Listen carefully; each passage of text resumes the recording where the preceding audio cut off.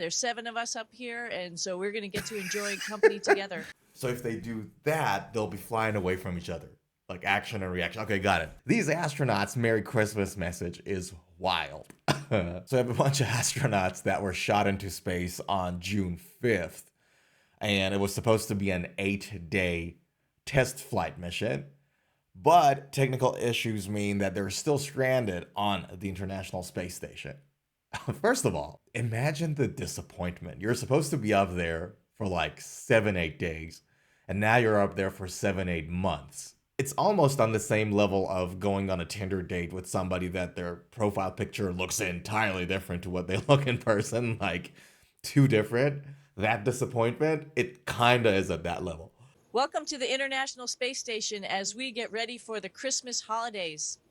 It's a great time of year up here. We get to spend it with all of our family up on the International Space Station. There's 7 of us up here, and so we're going to get to enjoy company together. A couple little things we have here with us to just prepare.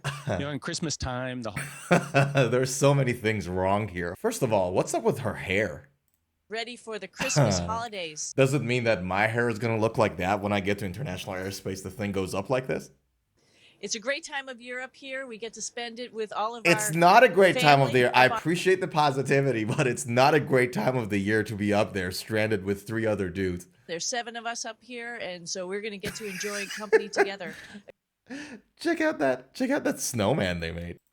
The International Space Check out Station. that There's 7 snowman. of us up here, and so we're going to get to enjoy. Okay, all right. I already got a massive level of respect for these guys.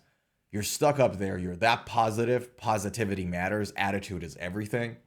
And with whatever little they had, they made something. Jokes aside, and I'm all about being lightheaded and being crazy and having a good time. But jokes aside, my gosh, you gotta respect them being stuck up there and with what they've got, do the best they can, stay positive, make a snowman out of R2D2.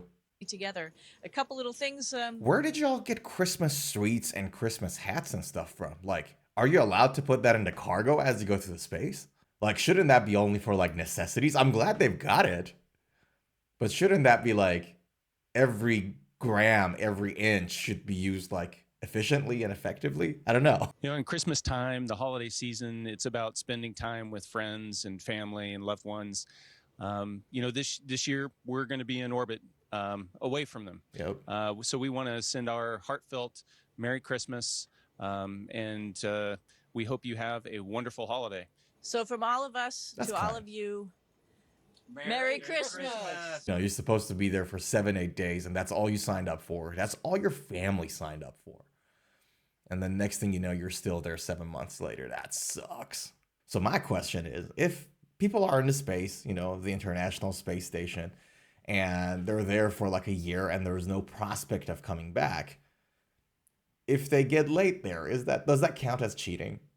Is what I'm wondering. Like we're human after all, right? Like imagine you go there and you're stuck there for a year, and we're humans. You get the jibbities, you get the feelings sometimes, right? So how do you go about it? And that's a necessity too. It's like air, water, food. So what do you do? Can you shower in the international airspace? I don't know. Can you shower in the International Space Station? All right, so you can take a shower in the International Space Station, but astronauts do have ways to stay clean. Since there is no gravity to make water flow down, a conventional shower should be impossible. Okay, fair enough.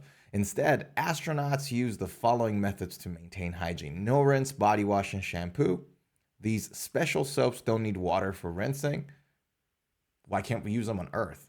Not like I love the sense of, shower and water on my skin, but like in places and countries where water is scarce, why can't we? Anyways, astronauts apply them to their skin and wipe them off with a towel. Wet towels. Astronauts use pre-moistened towels to wipe their bodies. Vacuum system. Any water droplets that float around because of lack of gravity, told you guys, are carefully captured and removed using a vacuum system to prevent them from interfering with equipment. And then you got water conservation. Water is precious in space, you say. So these methods are designed to use as little as possible. What if the astronauts want to get laid.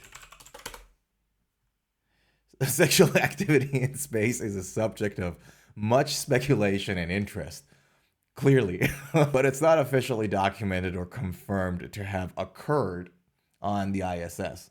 There are several practical, biological, and professional considerations. But imagine, I get it that this is a crazy topic, but imagine being the first person in the history to have gotten laid in the space.